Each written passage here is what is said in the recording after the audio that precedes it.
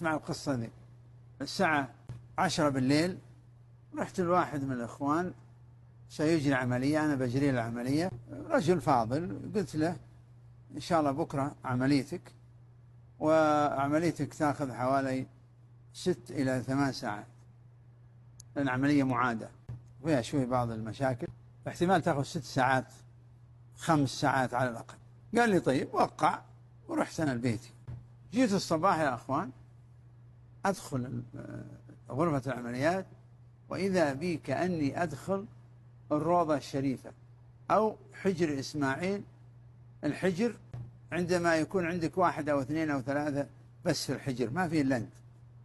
راحة عجيبة، طمأنينة عجيبة. كان في المخدر كان أخ سوداني فاضل، قال لي يا دكتور من أول ما دخلوا لي المريض هذا نزلت عليه سكينة وطمأنينة عجيبة يا دكتور، وخلصت تخديره في 10 دقائق.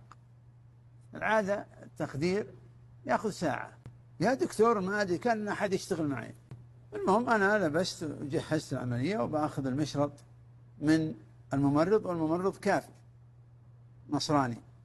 قال لي يا دكتور، ولا يدري وش قال لي الدكتور المخدر، قال لي بالإنجليزي يا دكتور أنا عمري ما جتني طمأنينة وراحة في حياتي مثل الآن. من أول ما دخلوا المريض هذا في راحة عجيبة. يعني قلت أنا والأخ السوداني ذا مصلين الفجر، يعني مسوين شيء، فجيتنا مصلين الفجر في جماعة، يعني الكافر ذا وش جاب الراحة والطمأنينة له؟ المهم بديت أشتغل، 2 إلا ربع خلصنا العملية. استغربت. المهم الرجال طلع، عشان أقصر لكم المسألة، قابلته بعد أن طلع قدرا في بيته، فسألته قلت يا أخي القضية كذا وكذا وكذا وكذا. قال يمكن بدعاء الوالدة. قلت اتركك من الوالدة، أعطنا وش عندك أنت. الوالدة تدعو للناس كلهم، ودعاء الوالدة كان أيضا مع مريضة من مرضاي من أعجب القصص عندي. لكن أقول لكم القصة دي. يا حبيب قلت اسمع، قال أنا لا يؤذن المؤذن إلا أنا في المسجد.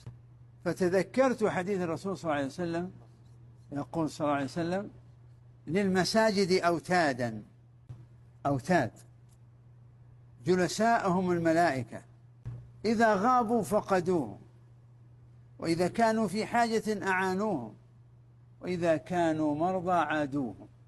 فهذه القضية إيش اللي صار عندنا؟ أن الملائكة حضرت مع هذا. فإذا حضرت الملائكة في مكان كان فيه 3 أشياء: 1 الراحة والطمأنينة، 2 التسهيل، 3 الإتقان والسرعة.